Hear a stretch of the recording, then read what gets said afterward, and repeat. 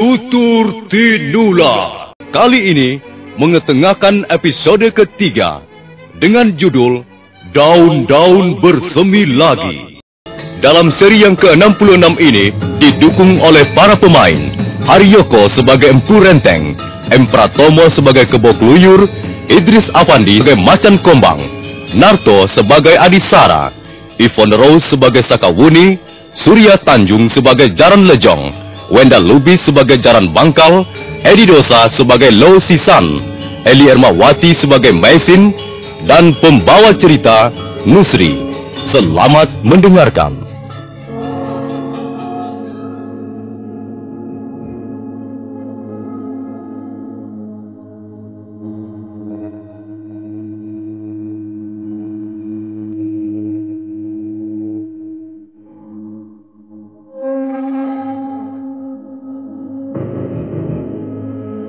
Empu Renteng berdiri tegak bagaikan arca batu hitam. Tubuhnya yang tinggi jangkung dan kurus itu tak bergerak sama sekali. Hanya pandangan matanya melirik bergantian ke arah tiga orang pendekar yang bersiap-siap hendak memukulnya. Bibirnya menyungging senyuman dingin, sementara kedua belah tangannya masih mengepal kencang. Itulah ilmu belabak pengantolan yang diwarisi dari almarhum gurunya, seorang pendekar dari kaki Gunung Betiri, pesisir utara Laut Jawa. Ilmu itu memang hebat. Tubuh orang yang menggunakan ilmu ini akan lihat seperti karet mentah, tahan pukul, tahan bantingan, dan kulitnya seperti dilapisi logam tipis. Nah, aku sudah siap. Silakan pukul sesuka hati kalian. Pilih mana yang paling empuk. Tapi ingat, sejak tadi aku belum mengadakan pembalasan. Dan sekarang, kalau kalian bertiga hendak memukul bersama-sama, maka aku akan membalas ala kadarnya. Jangan dengarkan perkataannya. Dia hanya main kertak sambal. Ayo, Adisara, Macan Kombang, kerahkanlah seluruh kekuatanmu. Dia pasti akan roboh.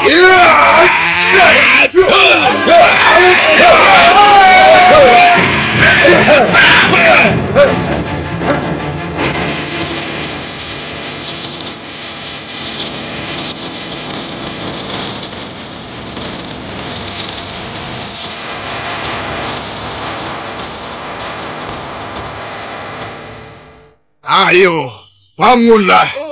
Jangan menyuruk-nyuruk di atas semak seperti layaknya babi hutan. Ayo, bangunlah. Hei, mengapa kalian masih belum bangun? Bukankah Empu Renteng tak mempunyai apa-apa? Bukankah aku hanya pandai bicara dan menjilat pantat Kepu Mundarang? Begitu bukan anggapan kalian bertiga. Dan sekarang, kalian baru tahu siapa Empu Renteng.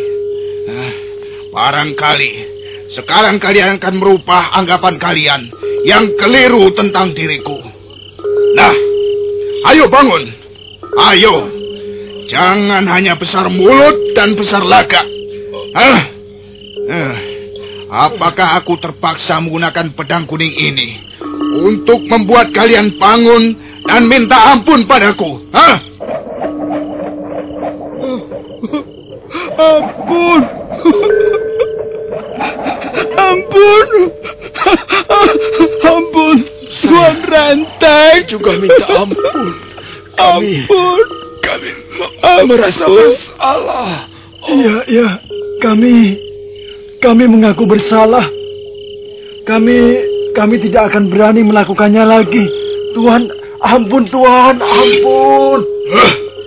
Sekarang ini sebenarnya aku dapat dengan mudah mencabut nyawa kalian. Jangan, Tuan Renteng. Jangan. Kami masih ingin hidup. Kami sudah mengaku bersalah. Kami sudah mohon ampun. Janganlah kami dibunuh. Percayalah, kami tak akan mengulangi berbuat kurang ajar lagi pada Tuhan. Memang, aku tidak akan membunuh kalian. Aku membutuhkan kalian. Mulai sekarang, kalian harus tunduk, taat, dan patuh pada perintah-perintahku. Nah, mari ikut aku. Baik, Tuan. Baik, Tuan. Baik.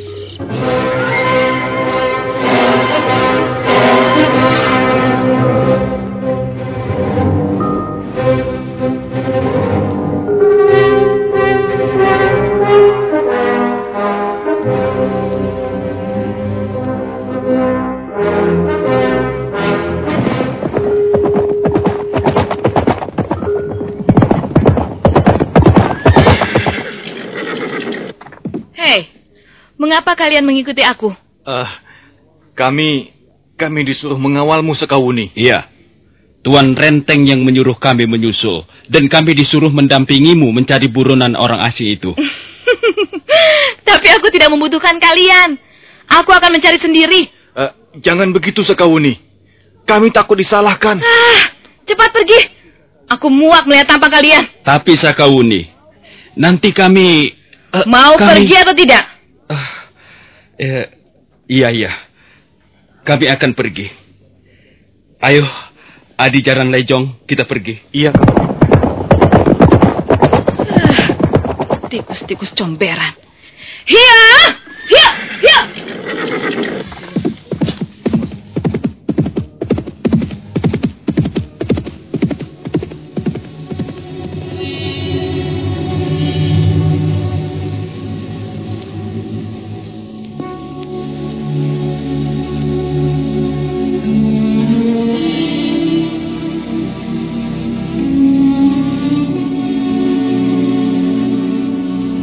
Malam terus merangkak ke arah fajar pagi. Malam semakin tua renta. Bulan pucat kedinginan di atas langit, dan angin bertiup membawa kabut dari celah-celah lereng gunung Arjuno. Suasana di sekitar Candi Tigawangi nampak sunyi dan lengang. Bangunan candi yang terdiri dari batu-batu bersusun berdiri dalam keremangan cahaya bulan, seolah ingin terus menjadi saksi berlangsungnya sejarah sepanjang zaman. Pendekar Lo dan Mesin yang dalam pelarian setelah peristiwa berdarah di pelataran Candi Sorabana menjelang tengah malam tadi, kini duduk bersandar pada dinding candi yang berlumut. Sampai kapan kita harus hidup dengan cara seperti ini, Lo? Kau harus tabah dan sabar, istriku. Suka dan duka silih berganti. Tak selamanya mendung itu kelabu. Iya, tapi mendung di atas langit kehidupan kita lebih banyak kelabunya. Bayangkan saja, di negeri sendiri kita menjadi pelarian. Dan sekarang, di negeri orang, kita pun dikejar, diburu dan dimusuhi. Apa sebenarnya kesalahan kita, Lo? Ya, barangkali kesalahan kita. Kalau hal ini boleh dianggap sebagai suatu kesalahan, ialah karena kita selalu berusaha ingin baik. Kita selalu jujur dan membela kebenaran. Kalau memang begitu, lalu apa perlunya kita melakukan ini semua? Apa perlunya kita harus jujur, harus baik dan membela kebenaran? Itulah persoalannya. Hal-hal yang baik yang dianjurkan para leluhur seringkali tidak membuat kita senang. Dan disitulah letak pengorbanan. Setia dan teguh pada pendirian dan watak satria, sekalipun harus mempertaruhkan nyawa. Istriku, kita tidak boleh goyah. Kita jangan tergoda untuk hidup bersenang-senang dengan menjual keyakinan. Jadi, kita tidak berhak untuk hidup bahagia? Mesin, apakah selama ini kau merasa tidak bahagia, Mesin? Maafkan aku, Lo. Bukan begitu. Maksudku, mengapa kita tidak bisa hidup tenang, tentram, damai tanpa harus mengalami goncangan-goncangan seperti ini? Sudah lama aku merindukan kehidupan seperti itu. Hidup bersama suami dan anak-anak yang kucintai di sebuah rumah mungil yang dikelilingi kebun buah-buahan atau sayur-sayuran. Rumah kita berdiri di kaki gunung yang berhawa sejuk, dan kita juga memelihara ternak. Suamiku rajin bekerja di kebun, dan aku akan menyiapkan makan siang. Alangkah indahnya hidup seperti itu. Bukankah kita pernah mengalaminya ketika kita tinggal bersama Paman Maboyi? Iya, Kita pernah mengalaminya, walau rasanya hanya sekejap mata. Kita pernah hidup tentram setelah melewati hari perkawinan. Setiap sore kita bisa duduk berdua di serambi depan, memandang debur ombak laut dan bukit humusan yang cantik disinari matahari senja. Tapi semua itu menjadi hilang lenyap begitu Panglima Kosing datang bertamu. Istriku, Panglima Kosing adalah sahabat baikku. Aku banyak berhutang budi baiknya.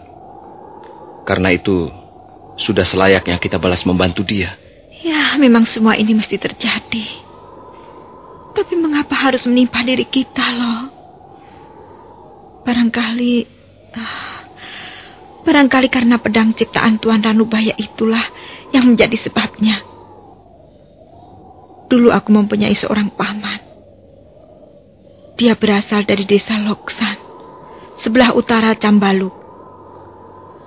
Dia mempunyai sebatang tombak yang membawa sial. Dan seluruh keluarganya terbunuh secara keji. Aku takut, loh. Jangan-jangan pedang naga puspa yang kau bawa itu pun memiliki tuah sakti yang merusak. Pedang naga puspa ini memang luar biasa. Senjata seperti ini jarang dibuat orang. Tapi aku yakin, senjata ini tidak membawa pengaruh merusak. Kalau dia kelihatan ganas dan haus darah, itu semata-mata karena si pemegang belum menguasai ilmu yang cocok atau yang memadai. Itulah sebabnya kita pergi ke desa Kurawan. Siapa tahu kita bisa menemui salah seorang sanak famili Tuan Ranubaya yang nantinya bisa mewarisi senjata bertuah ini. Dan, ya, memang itulah yang diharapkan Tuan Ranubaya. Kita hanya mengantarkan senjata pusaka ini kepada pemiliknya yang sesungguhnya. Tapi, bagaimana kalau kita tidak bisa menemui orang yang cocok, loh? Apakah kau akan membawa senjata itu seumur hidupmu? Mei, kita jangan mudah putus asa. Dan kita jangan sampai keliru memilih orang. Sebab, kalau sampai senjata ini jatuh ke tangan pendekar berwatak jahat dan beraliran ilmu sesat, akibatnya akan menimbulkan bencana yang besar.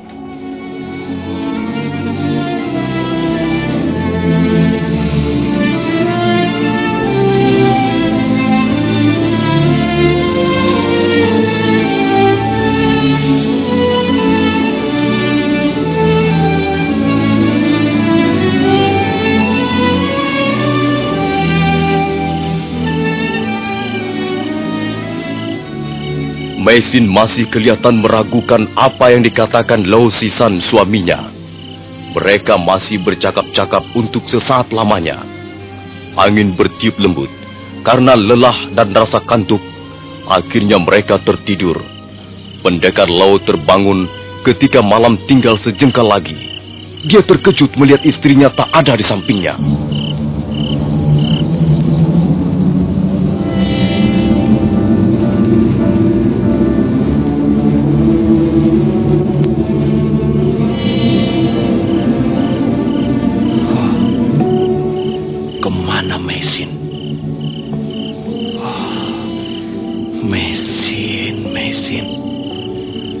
Kemana perginya? Aku melihat ada hal-hal yang tidak beres. Mesin! Mesin! Itu dia. Mungkin dia tidak bisa tidur lalu mencari angin di luar. Mesin! Mesin!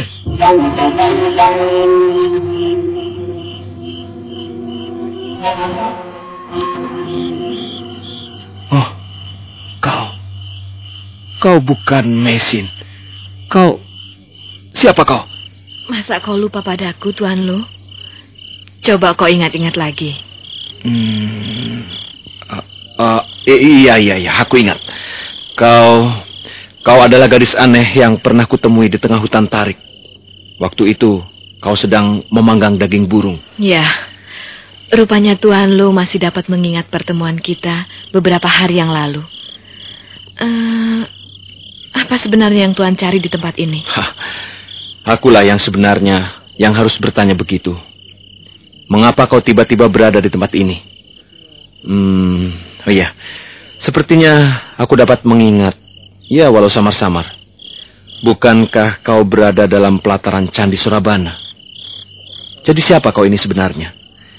Apakah kau termasuk kaki tangan orang yang bernama Empu Tong Bajil itu? Itu adalah urusan pribadiku. Tuan Lu tidak perlu tahu. Lalu mau apa kau datang kemari? Apakah kau mau menangkap aku? Tuan tidak perlu curiga. Aku datang dengan maksud yang baik. Barangkali saya bisa memberikan petunjuk yang berguna kalau memang Tuan membutuhkannya.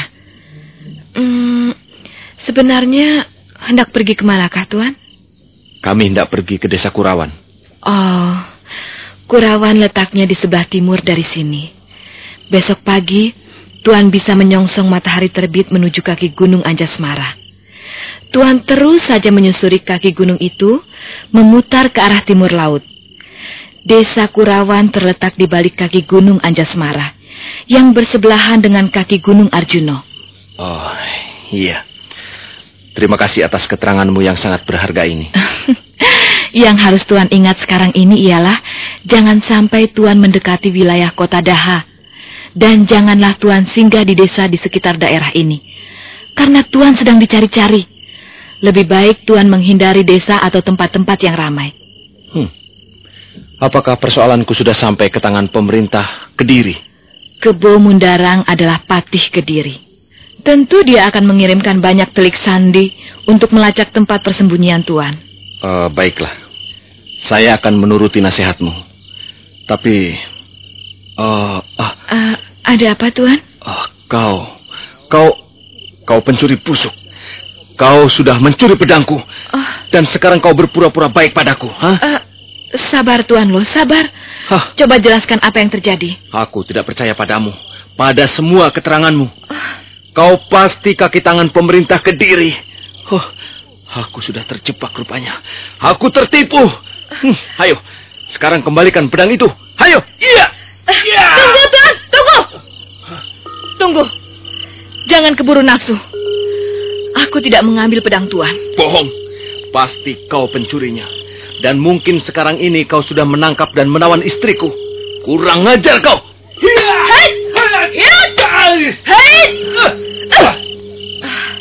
Maaf, saya tidak bisa melayani Tuan.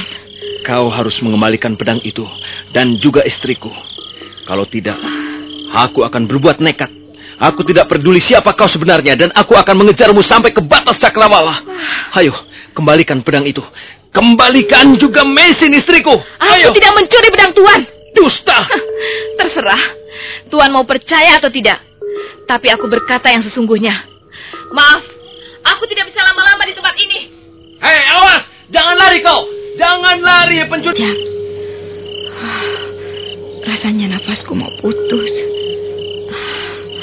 Tapi aku harus membuang senjata ini. Dialah yang membuat nasib kami menjadi sengsara. Mungkin pedang ini tak bersalah apa-apa.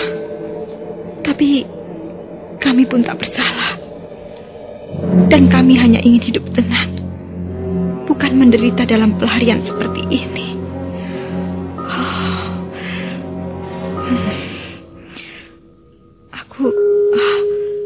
Aku mendengar sayup-sayup suara air sungai yang deras. Biarlah benda ini kubuang di sungai. Biar dia hanyut di bawah arus dan tidak lagi menimbulkan masalah.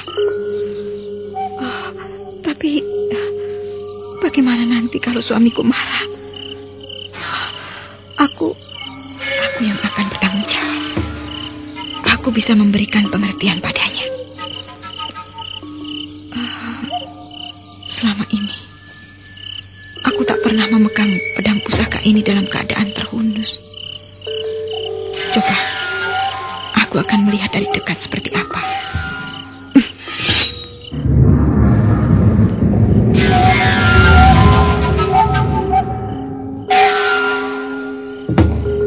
Mesin terpana begitu melihat dari dekat pedang naga puspa yang kini sudah terhunus di tangannya.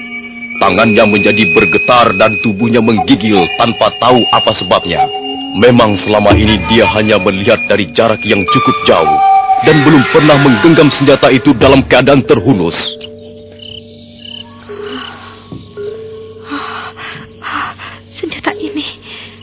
Senjata ini seperti mempunyai nyawa. Ada sesuatu yang bergerak dan bergolak di dalamnya.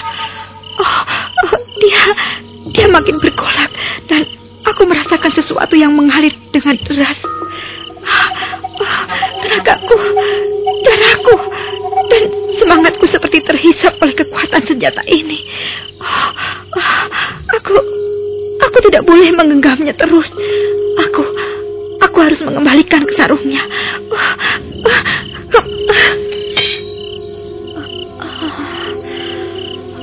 Sungguh luar biasa senjata ini. Dia membawa pengaruh yang aneh sekali. Dan pengaruh itu menyerap dengan ganas sekali. Aku semakin yakin pedang inilah yang membuat kami menjadi sengsara. Dia membawa pengaruh jahat yang tak tahu dari mana datangnya. Maisin, istri pendekar Lao Sisan yang keturunan bangsa Mongolia itu semakin bertekad untuk membuang pedang naga puspa. Wanita cantik berpakaian serba sutra itu baru saja melangkah beberapa tindak ke arah datangnya suara air sungai ketika mendadak dua bayangan berkelebat menghampirinya.